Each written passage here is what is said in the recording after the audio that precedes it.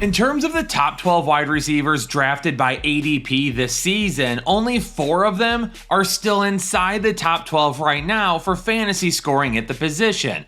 2 of them have been solid all season long, Amon-Ra St. Brown and Puka Nacua, but Justin Jefferson at number 12, he's had issues staying consistent with a change at quarterback 2 different times, and for Ja'Marr Chase, it took a 26-point game this past week to get back inside the top 12. Outside of that, he has 3 games where he has scored under 8 fantasy points. CeeDee Lamb could possibly end up missing another week. Brian Thomas Jr., he just can't get anything done right now with Trevor Lawrence. Malik Nabers is gone for the season. Tyreek Hill is gone for the season. A.J. Brown, for the most part, is ineffective. Ladd McConkey finally scored a touchdown this past week. And Drake London had a great week before the bye, but prior to that was also dealing with an injury. So are you struggling at the wide receiver position to find guys every single week?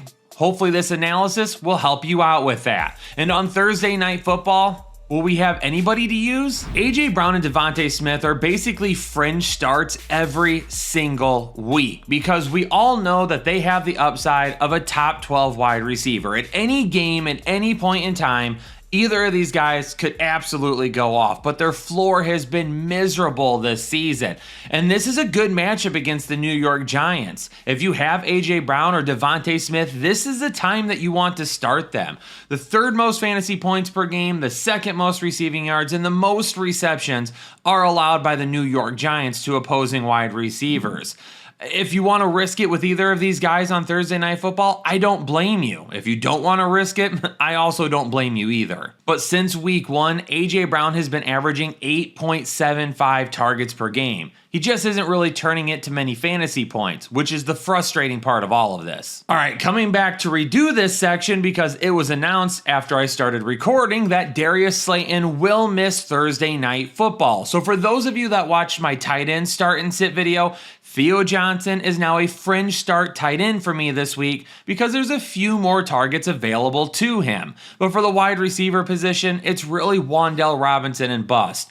Are you going to be trying to start Jalen Hyatt this week? No, we're not doing any of that garbage on Thursday Night Football. For Wan'Dale Robinson, he will be the guy that gets a majority of the targets. Last week, he had 7 targets. If we can get at least 7 targets again on Thursday Night Football, you should at least get flex numbers out of Wan'Dale. For Denver and the New York Jets, for me personally, I look at the big playability of Courtland Sutton this week, and that's because the New York Jets defense is allowing the 7th fewest receptions, but they're allowing the 10th most receiving yards. Not a ton of volume, but when wide receivers are getting hold of the ball against the New York Jets, they're going for big plays. That's going to be Courtland Sutton this weekend, hopefully. He is another guy, continues to be a little up and down. And when we talk about big play, we lean more towards Troy Franklin or Marvin Mims. But Courtland Sutton is the only one that has shown some decent production on a consistent basis this season. We know that going up against the Denver Broncos can be tough. They're basically the opposite of the New York Jets. The New York Jets defense allows a lot of big plays to wide receivers. The Denver defense does not. Right now, they are allowing the 5th fewest fantasy points per game, and they do allow the 8th most receptions, but they are 19th in receiving yards allowed to wide receivers, meaning that even though wide receivers are picking up a decent amount of receptions against this defense, they're not really doing a whole lot with it, so the ceiling isn't that great. But there's no need to talk about any other wide receivers when it comes to the New York Jets, because this is how the targets currently break down in this offense. Garrett Wilson has 48, 20 more than Mason Taylor, who is 2nd on the team, and then Breece Hall has 24, who is 3rd, and then Isaiah Davis at 9, and then Josh Reynolds tied at 9. The number 2 wide receiver on this team has 9 targets. Garrett Wilson, the number 1 wide receiver, has 48. For Arizona and Indianapolis, we could be getting a really nice battle here of a couple of solid wide receiver 2s from Marvin Harrison Jr. and Michael Pittman. Do they have wide receiver 1 upside? Absolutely. But I'm more interested in the wide receiver 2 floor of both of these guys. Marvin Harrison Jr. going up against Indianapolis, who's currently allowing the 5th most fantasy points per game, the 3rd most receptions, the 4th most receiving yards, and they've allowed 6 receiving touchdowns already this season. Harrison over the last 2 weeks has 15 targets, has caught 10 of them for 164 yards and a touchdown. I really like his floor this week, and hopefully he can reach some of the ceiling as well. And for Michael Pittman Jr., he continues to be a pleasant surprise at the wide receiver position as him and Daniel Jones have connected so far this season. It's a solid matchup. Arizona allows the 7th most receiving yards. But here's where the ceiling comes in because they've only allowed 2 receiving touchdowns to wide receivers so far. Volume could be fine for Michael Pittman. Not scoring a touchdown is going to keep him more in the wide receiver 2 area. Now, he is super solid as a wide receiver 2 with a little bit of wide receiver 1 upside baked in, but not really in this matchup. So far this season, wide receiver 8, wide receiver 11, and he's been the wide receiver 22 twice as well. He has a touchdown in the last 3 games. He has 4 touchdowns in 5 games, and he has no games over 100 yards yet. So he's found a really safe floor so far this season. And in terms of the wide receivers around him, I think when Alec Pierce is back from injury, I think that maybe he's a guy that could present some decent flex upside on a weekly basis. Josh Downs hasn't been super consistent at this point. And A.D. Mitchell, unfortunately, he continues to have some pretty bad mishaps. It'll be interesting to see how the Chargers wide receivers shake out this week going up against Miami, whose defense has been overall pretty solid against wide receivers, allowing the 8th fewest fantasy points and the 7th fewest receiving yards. However, they have allowed 6 receiving touchdowns already this season. So scoring against this defense is not really that difficult for wide receivers. It's just getting the ball there. Ladd McConkey found the end zone last week, so I do think he's worthy of a fringe start once again for a potential red zone opportunity. Quentin Johnston and Keenan Allen. Both of these guys are still going to be a start. Allen led the way with 9 targets last week. And even though McConkey passed Quentin Johnston, that's not necessarily going to be something that happens consistently moving forward. But we will keep an eye on it. And Jalen Waddle had a solid week last week, but this matchup is going to be way more difficult and one that I am worried about. The Chargers are allowing the 7th fewest fantasy points per game, and they've only allowed 2 receiving touchdowns to opposing wide receivers, tied for the 2nd fewest. Waddle showed some wide receiver 1 upside last week, caught 6 of his 9 targets for 110 yards and a receiving touchdown. So that could continue, but I'm going to put him as a fringe start because I think his ceiling is a lot lower this week. For those of you that were super interested in Malik Washington, nothing looks like it's fantasy relevant anytime soon for him. Stefon Diggs had a huge week last week, and as he continues to work his way back to 100% health after the ACL surgery last year, he's going to see more and more production. Is every week going to be like that? Absolutely not. But if you're going to start a wide receiver in this offense, it has to be Stefon Diggs at this point. Tough matchup against New Orleans defense this week, currently allowing the 10th fewest fantasy points and receiving yards allowed to opposing wide receivers. And for Diggs last week, 12 targets, 10 receptions, 146 yards. Was it a revenge game? Yes, but nobody else saw 5 targets for these wide receivers. Stefon Diggs was the guy last week and potentially could be moving forward. I will say it feels like New England's defense has improved significantly since week 2 already. They still are allowing the 9th most fantasy points per game to opposing wide receivers, but their receiving yards allowed are literally like right in the middle of the pack. It's the 6 receiving touchdowns that are tied for 3rd most that are allowing those fantasy points to be propped up and up and up. Now, let's talk about these guys real quick. Chris Olave and Rashid Shaheed. Shaheed last week for me was a big play, swing that we wanted to try and go after if you needed some upside. That ended up working out. Olave, after 6 targets last week, he was back to 11 in week 5. So he only has 1 week this season where he had less than 10 targets. That is substantial volume. But the problem is it's not turning in to a bunch of yards. Rashid Shaheed last week saw 5 targets. He has had 5 or more targets in every game this season. But it was the big play of 87 yards that he added to the 5 targets that really made his fantasy day viable. Because if you're only getting 5 targets a game as a wide receiver, you're going to need to have some big plays. And that's what makes Rashid Shaheed very inconsistent. His floor is super low. Chris Olave's is decently high. Chris Olave has a very low ceiling. Rashid Shaheed has a very high ceiling. But I think New England does a good job of keeping both of their ceilings limited in week 6. What can we expect from Jerry Jeudy and Isaiah Bond in Dillon Gabriel's second career start? Last week was not bad, especially considering they were playing over in London. And this week, he comes back to face Pittsburgh, who is currently allowing the 6th most fantasy points per game to opposing wide receivers. But Isaiah Bond out-targeted Jerry Jeudy last week. Him and Dillon Gabriel probably have a little bit of a connection because they probably work together more often on the second team offense because Jerry Jeudy and Joe Flacco were working together on the first team offense. And now that Joe Flacco is gone, there's really no barrier to Dillon Gabriel continuing to be the starter unless they decide to turn to Shedeur Sanders instead at some point in time. DK Metcalf right before the bye had just a huge first half against Minnesota. Completely caught me off guard, and I think it caught a lot of people off guard as well. But then he disappeared in the second half.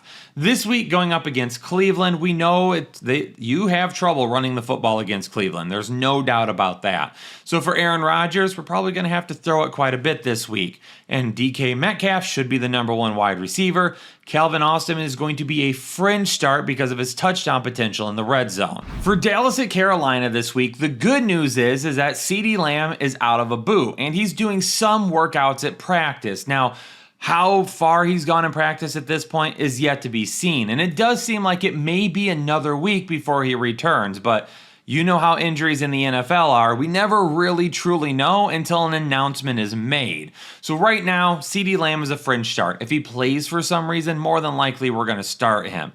George Pickens, regardless of what happens with CeeDee Lamb, will end up being a start.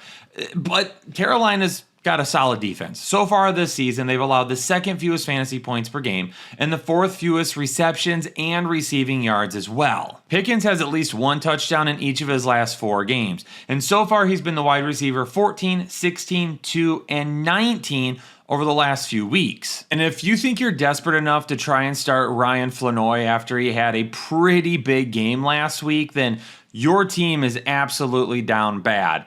This isn't the best matchup in the world to be chasing those points once again, and CeeDee Lamb would need to be ruled out before we would ever consider that. We know Dallas has a pretty difficult time stopping the pass. Ted McMillan hopefully will show a little bit more upside this week than what we've seen so far this season.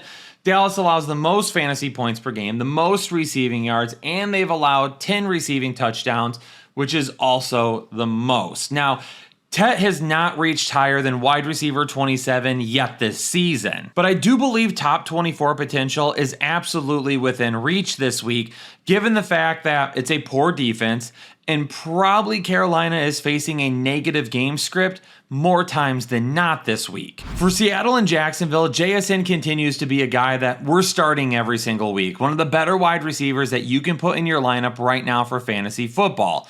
But after him, Cooper Kupp, Torrey Horton, can you trust one of them? Can you trust neither of them? That's a big question mark right now. And for me, Cooper Kupp is only a guy I feel like I can realistically try to put in my lineup if I know for a fact that we're getting negative game script and that we're going to be throwing the ball 30 or more times in a game. It also has to be a good matchup as well. For Torrey Horton, he's more of a guy that is a big play dependent guy every single week.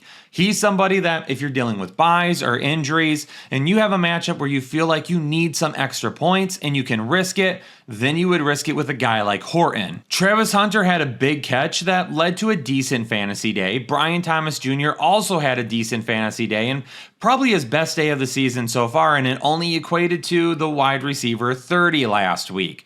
He is seeing 6+ targets a game still though, so Brian Thomas Jr. is a guy that I'll start as maybe like a secondary flex or at the highest, a wide receiver 2.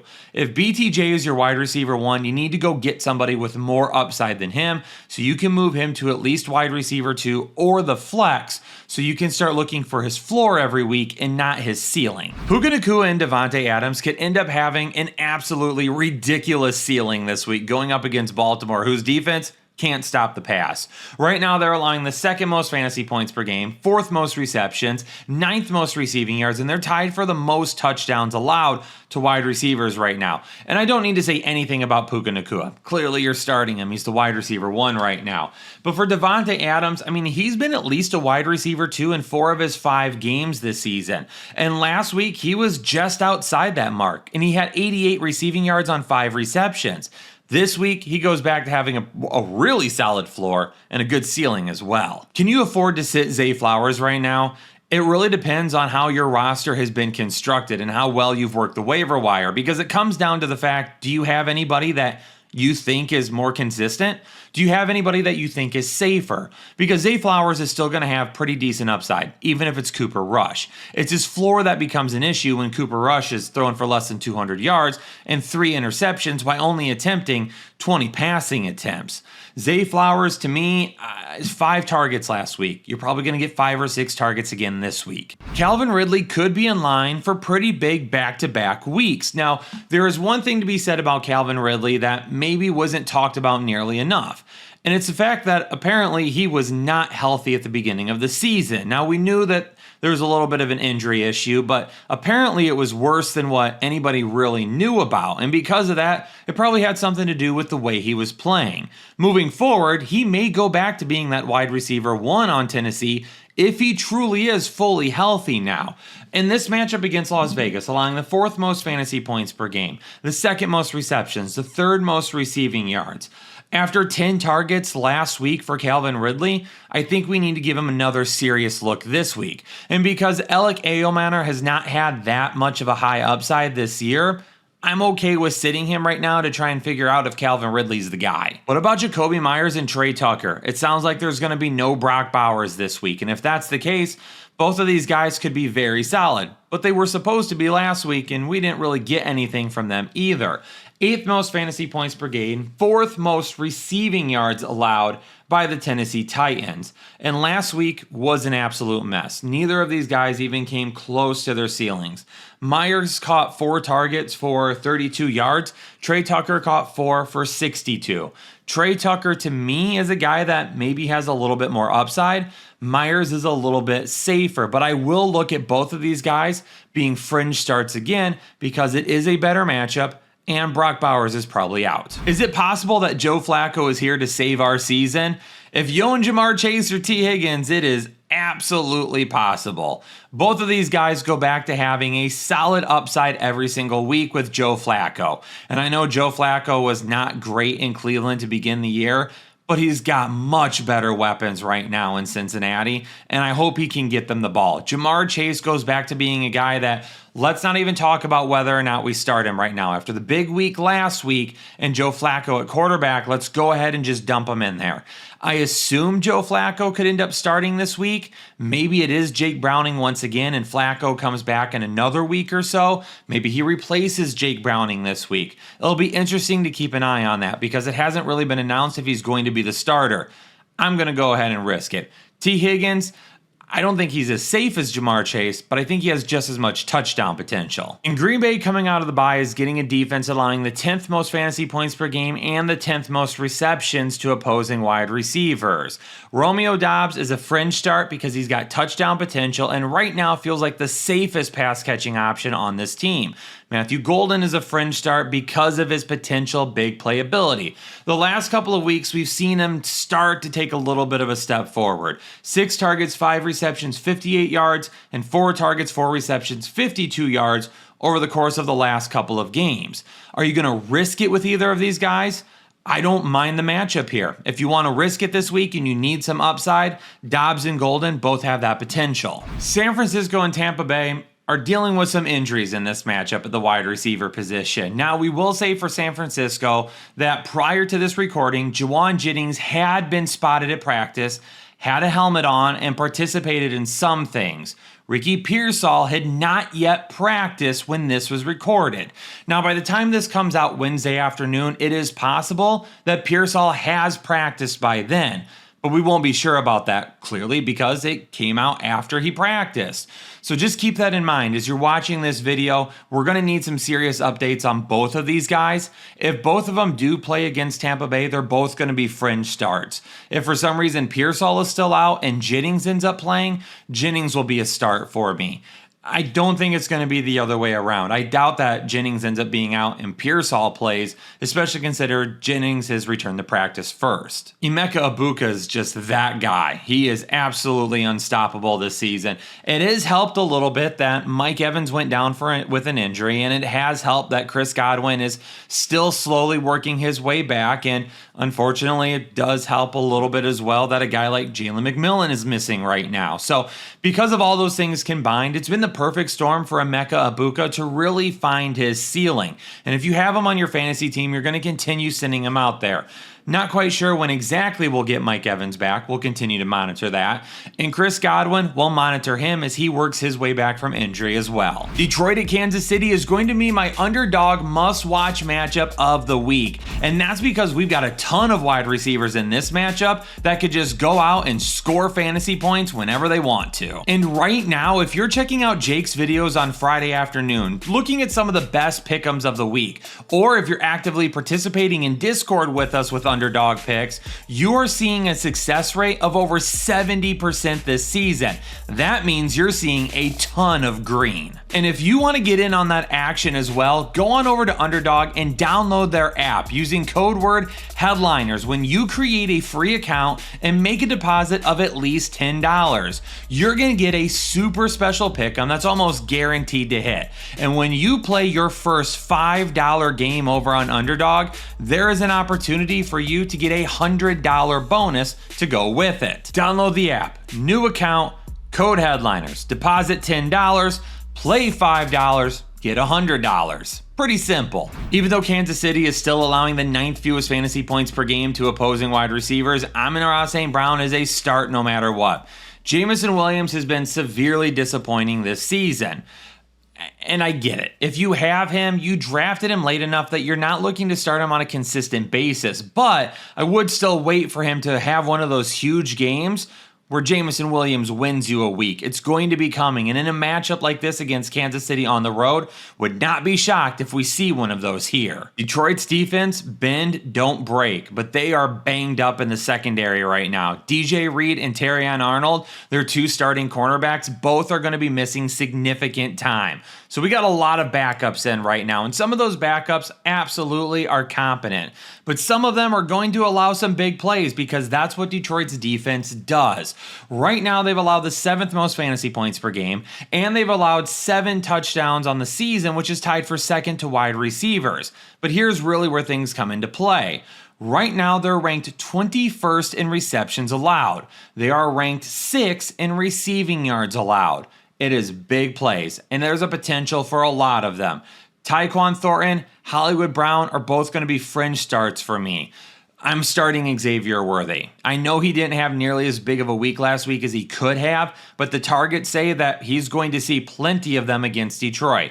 Tyquan Thornton is probably going to see a big play or two. I wouldn't expect him to have a decent floor, but his ceiling is solid. Hollywood Brown has a better floor than Tyquan Thornton, but his ceiling is not nearly as good. The first Monday night matchup of the week is going to be Buffalo going up against Atlanta, and Atlanta's defense has been great this season. I always thought we would talk way more about the offense, and maybe they will kick it up moving forward, but their defense has been spectacular. They're allowing the 6th fewest fantasy points per game to opposing wide receivers, and apparently Keon Coleman is facing a little bit of disciplinary action, so we will keep an eye on that. But even though he had a touchdown last week, outside of that, he hasn't done anything since week 1. Khalil Shakir will be a fringe start because he's still the safest start with me. He had 9 targets last week. So if you look at the numbers, Buffalo's defense is allowing the 8th fewest fantasy points per game and the 7th fewest receiving yards. But Stefon Diggs just tore this defense apart. So I decided to go look at everybody's wide receiver 1 against Buffalo this season to see what the numbers look like. And in week 1, Zay Flowers had 143 receiving yards. Very solid. In week 2, Garrett Wilson only had 50 receiving yards, but that was with Tyrod Taylor. In week 3, Tyreek Hill, solid day, 62 yards and a touchdown. I would take that for Drake London. In week 4, Rashid Shaheed, he had 47 yards, but are we really going to factor in that offense compared to this one? And then last week, Stefon Diggs, 146 yards. Before the bye, Drake London was the wide receiver 6. He had 10 targets, caught 8 of them for 110 yards and a touchdown. Even after the bye, Rome Odunze is still the wide receiver 10 on the season. That just goes to show how solid he has been so far to begin the year. And I know we want to start DJ Moore. A lot of people are off of him, whether you dropped him or you've traded him or whatever it may be. He hasn't been above wide receiver 29 as of yet. But hopefully the bye week allowed Ben Johnson to sit down with his offense, figure out a game plan to get DJ Moore a little bit more involved, and he'll have more fantasy value moving forward. So there is some optimism that Terry McLaurin could end up playing this week. And if he does, he's going to be a fringe start for me because I feel like there's still a probability that maybe he's not 100% healthy and he's more of a decoy than anything. Deebo Samuel is going to be a start for me no matter what. With no Terry McLaurin, he's been solid. He has a touchdown in 4 of 5 games. Over the last 2 games, 14 receptions on 17 targets, 168 receiving yards, and 2 touchdowns. Deebo, no matter what. Terry McLaurin, if he plays, he's a fringe start that I probably wouldn't risk it with unless you need to. But Headliner Nation, give me an update in the comments below and let me know how your wide receivers look through the first 5 weeks of the season and who you're thinking that you'll need to start in week 6. Hit the like button for me, and if you're new to the channel, subscribe and please turn on the bell notifications so you guys can hop in and check out the content whenever we drop it. Or if you don't have time to right away, save it for later. It helps the algorithm and it's a great benefit for the channel. We would greatly appreciate it. Stay safe, stay healthy, and I'll catch you all in the next episode of the Fantasy Headliners.